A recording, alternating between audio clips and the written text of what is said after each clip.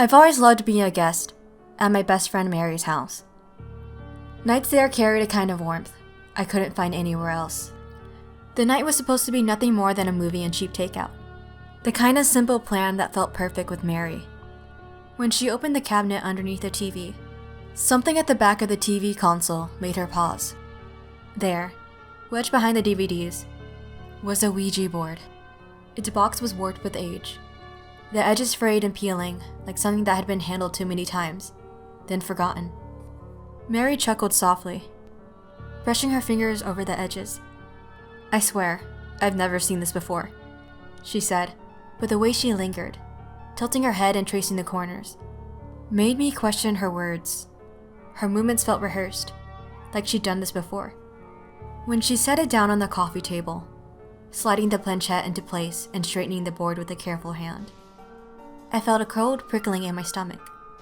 Her movements were smooth, almost automatic, as if she knew exactly how it should be positioned. It was unnerving, familiar in a way I couldn't explain. "Are you sure you haven't played with this before?" I asked, trying to keep my voice casual. But my fingers felt tingly when I held them over the board. Mary glanced up at me, her lips turned into a small, tight smile. "I think I would remember that," she said. Her eyes were too calm, too precise, and I didn't believe her. The moment the board touched the table, the room changed. The air felt heavier, completely different from the usual, comforting feeling I got from her house. At first, Mary asked very casual questions, just joking. In return, nothing happened. The whole time I stayed silent, feeling very off about the whole situation. Mary took her attention off the board and glanced up at me. Her eyes fixed on me in a way I couldn't read. "Try talking to it," she said, her voice sharp. "See what it wants to say to you." The way she leaned forward, her gaze locked on me. It almost seemed like she was desperate. Hesitantly, I said out loud, "Do you have anything to say to me?" The planchette moved immediately. Y-O-U. You? H-A-V-E. You have A-G-U-E-S-T. You have a guest. I froze, trying to make sense of it. The movement was deliberate, too precise to be random. I glanced at Mary. She laughed under her breath, fingers twirling through her hair in that nervous way. Yet, her expression stayed strangely calm, and when her gaze settled on me, my stomach felt tight. It felt like she wasn't just watching, but testing me. After that, I realized how late it was and got ready to leave. When I stepped outside, the neighborhood was unnervingly quiet, fog pulling beneath the dim streetlight.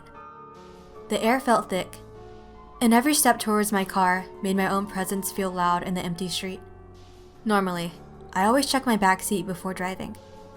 Earlier in the year, a classmate had told a story about someone waking up to find a stranger in the back of their car, just sitting there, watching. I couldn't stop thinking about it for days. Since then, every time I got behind the wheel, I made it a habit to open the back seat and check, even when the street was empty. That night, I'd forgotten to check. I slid into the driver's seat, locked the doors, and exhaled, trying to shake the lingering dread from playing with the Ouija board. I started the car and merged onto the quiet, empty streets. The headlights cut a path through the foggy darkness, and for a moment, the night felt ordinary. Somewhere along the drive, I felt the fabric on the back of my seat shift. At first, I thought maybe I'd left my backpack on the seat, and it was sliding with the motion of the car. A soft thud echoed as it hit the floor, and I tensed, shuffling in my seat to check. Then, the fabric behind me shifted again, more deliberate this time. I swear, I started hearing whispers coming from the back seat, like someone trying to speak without being noticed. I tried to tell myself it was nerves. Then, the whispers started to sound like a familiar voice. It didn't take long for me to register that it was Mary's. "I didn't want you to drive home alone," it said. I forced my eyes towards the rearview mirror. At first, it looked like Mary, her familiar posture, the tilt of her head. The same outfit I had just seen her in. However, when I squinted in the darkness, I realized something was off. Her skin seemed stretched over something beneath that didn't belong. Even in the dimmest light, her eyes were almost black. Her hand lifted slowly to her cheek, pinching at the flesh, and in one impossible fluid motion, the skin stretched outward like a mask, pulling her eyes and mouth unnaturally wide.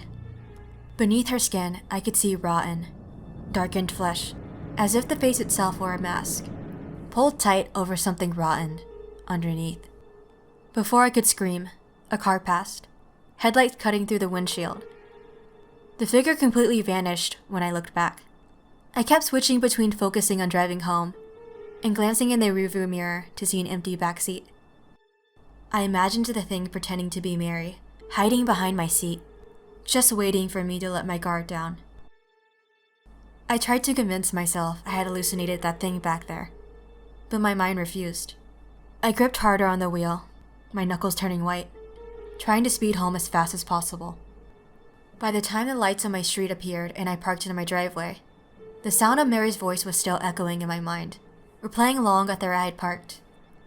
I stepped out of my car and almost walked straight into my house, but I had to know if that thing was real or not. I opened the back seat, hoping to see the real Mary hiding behind my seat, laughing at how scared I'd been, but it wasn't her. Mary sat on the couch, anxiously playing on her phone. The house was quiet. She hadn't seen her best friend in a while. And of course she felt guilty for letting her get drawn into the Ouija board, for letting the demon find a new host. But what else could she have done? Hopefully she'd eventually pass it on, and they could hang out again like nothing ever happened. A sharp knock from the front door snapped her out of her thought process. Her heart stopped. Her mom wasn't home for the weekend. Nobody should be here. Mary crept towards the door, every step heavy with dread.